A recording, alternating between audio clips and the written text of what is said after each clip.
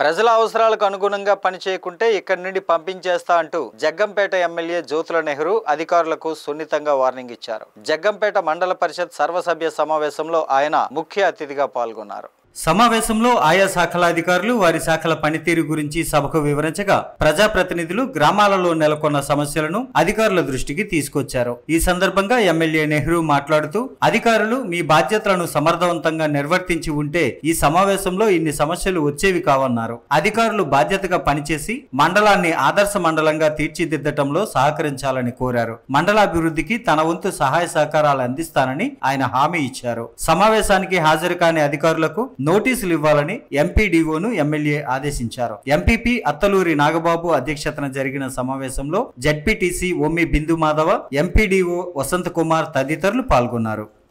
నిజంగా మన బాధ్యతను మనం దగ్గర శుద్ధిగా కానీ నిర్వర్తించి ఉంటే ఇవాళ ఇక్కడ ఉత్పన్నమయ్యేటటువంటి సమస్యలు వాళ్ళంతా కూడా చాలా మొహమాట పడ్డారనుకుంటాను. తొలి సమావేశం కదా, ఎందుకులే గొంతుకు ఎప్పడం అని చెప్పి ఆగుంటాను.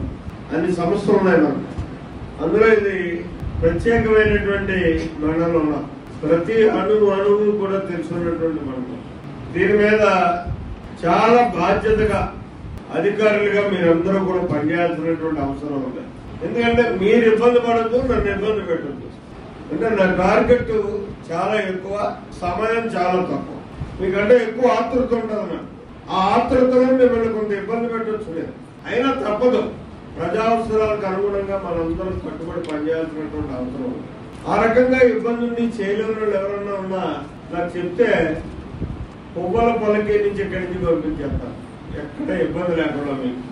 కానీ నేనైతే మాత్రం నాకు ఎవరిని వద్దని అన్నాను. వండమే అక్కడ ఉన్న పని చేయడానికి ప్రయత్నం చేస్తాను.